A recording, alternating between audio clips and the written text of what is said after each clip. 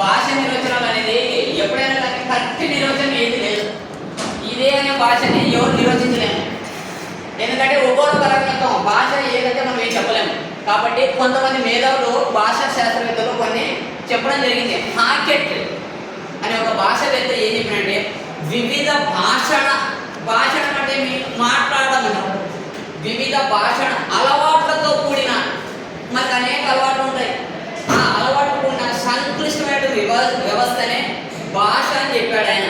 ఏమని చెప్పినాడు? వివిధ భాషణ అంటే మేము మాట్లాడము, అలవాట్లతో కూడినటువంటిది. అటువంటి సంక్లిష్ట వ్యవస్థను ఏమని చెప్పాడు ఆయన?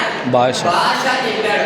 సంక్లిష్ట వ్యవస్థ బాగా గుర్తుపెట్టుకోండి. ఇందులో సంక్లిష్ట వ్యవస్థ అంటే ఎవరన్నారు అప్పుడు? వివిధ భాషణ లేదా పలు భాషణ, వివిధన పలువైన ఏదైనా ఒకటే, అనేక భాషణ అనేక మాట్లాడే అలవాటుతో కూడినది. అలవాట్లు వచ్చినాకో అది ఇది మీకు అర్థమయ్యేది. అది ఎవరు? హాకెట్ అన్నాడు. నెక్స్ట్ స్ట్రక్వర్త్ ఆయన ఏమన్నాడంటే యాదృచ్ఛికమైన అంటే అనుకోకుండా యథాతథంగానే అప్పటికప్పుడే నిర్మాణ సౌష్ఠవంతో మనకి ఎవరైనా ఎవరు నేర్పిస్తారా? మనకి ఎవరైనా చెప్తారా? అంటే మీ భాష ఇట్లుండాలా, ఇటు నిర్వచనం ఇట్లే మాట్లాడాలి ఎవరు చెప్పరు కదా. కానీ అప్పటికప్పుడే యాదృచ్ఛికమైన నిర్మాణ సౌష్ఠవంతో మానవ సమాజంలో మనుషుల యొక్క సమాజం చాలా ఉంటారు భావాన్ని వినిమయించడానికి, మన మనసులో ఉన్నటువంటి భావాన్ని ఎదురు వ్యక్తి చెప్పడానికి, పరస్పర సహకారానికి ఒకరికొకరు మనం ఏం చేస్తాము? సహకరించుకుంటాం. ఏ విషయాన్నైనా కానీ సహకరించుకోవడానికి, సంస్కృతి పరివ్యాప్తి మన సంస్కృతి కల్చర్ని డెవలప్ చేసుకోవడానికి ఉపకరించే అంటే మేము ఉపయోగించినటువంటి వాగ్రూప అంటే మేము మాటల ద్వారా వచ్చినటువంటి ధ్వని సంకేత సముదాయాన్ని ఏమంటారు? భాష అని చెప్పాడు. ఏం చెప్పాడు? స్ట్రక్వర్త్ యాదృచ్ఛికమైన అంటే అనుకోకుండానే నిర్మాణ సౌష్ఠవంతో భాష కర్త కర్మ క్రియాల కాకుండా అంటే మేము అనుకోకుండానే వచ్చేస్తుంది. మానవ సమాజంలో మన మనిషి యొక్క సమాజంలో ఏముంటాయి? మన భావాన్ని ఎదురు వ్యక్తి తెలపడానికి లేదా పరస్పరం సహకరించడానికి, ఏదైనా సహకరించడానికి లేదా సంస్కృతి పరివ్యాప్తికి మన యొక్క కల్చర్ డెవలప్ కావడానికి అంటే ఉపకరించినటువంటి నోటి మాటల ద్వారా ధ్వని సంకేతాన్ని ఏమంటారు? భాష అని చెప్పారు. ఎవరు? నెక్స్ట్ సఫైర్ అనే వ్యక్తి. అందులో నేను స్ట్రక్వర్త్ ఏం గుర్తుపెట్టుకున్న పదాలు పరస్పర సహకారానికి, ఈ పదాలు గుర్తుంటే ఈ నొసటి పరస్పర సహకారానికి, సంస్కృతి పరివ్యాప్తికి, భావ వినిమయానికి ఈ 3 పదాలు గుర్తించుకున్నాం అనుకో ఈజీగానే గుర్తొస్తారు. స్ట్రక్వర్త్ ఈ పదాలు గుర్తొచ్చేటట్టు రాయండి.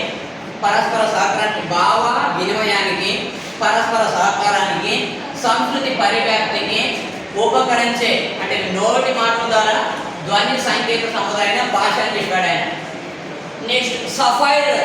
ఇక్కడ ఫైర్ అనేది గుర్తుపెట్టుకోండి. ఫైర్ అనేది అంటే మీ భావ వినిమయంలో మన భావాన్ని ఎదురు వ్యక్తి చెప్పేటప్పుడు తమ భావాలను మన యొక్క భావాలు చాలా ఉంటాయి. అవి ఎలా? ఉద్వేగాలు, ఈర్ష్య, కోపం, అసూయ అవన్నీ ఉన్నాయి కదా. మనకు కోపం వచ్చిన ఫైర్ అయితే మాట్లాడుతున్నాము.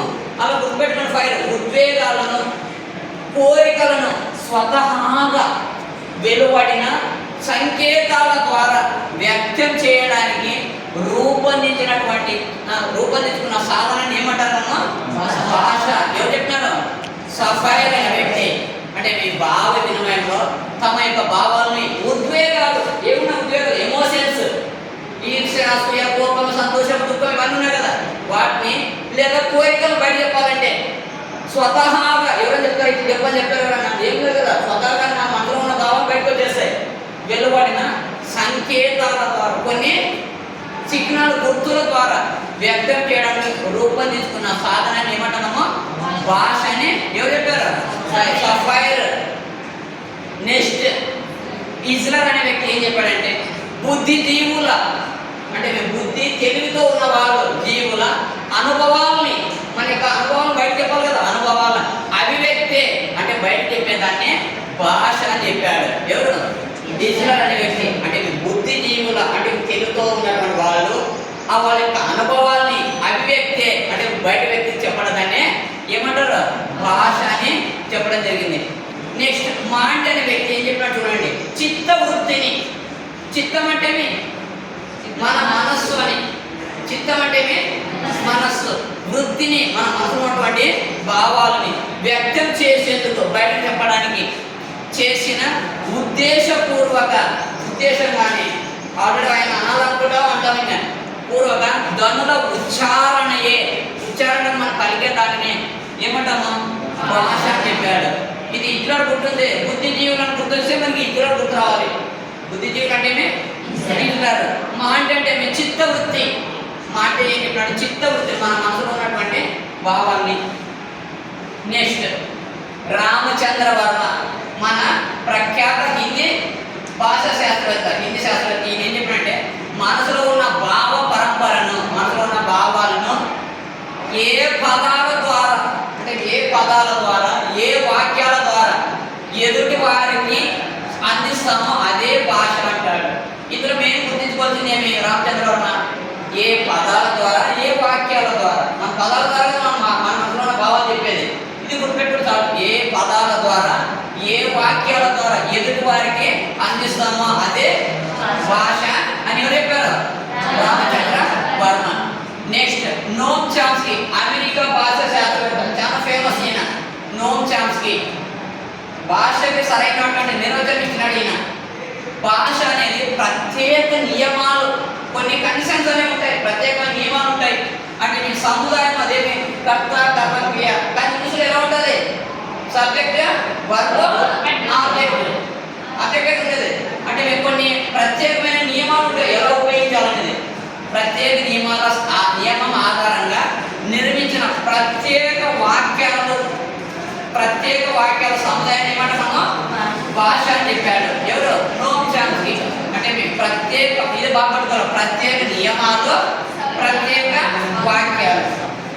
అక్కడ మీ ఏ పదాల ద్వారా ఏ వాక్యాల ద్వారా అది ఇక్కడ ప్రత్యేక ఏముంది నియమాలు సముదాయం, ప్రత్యేక వాక్యాల సముదాయమే భాష.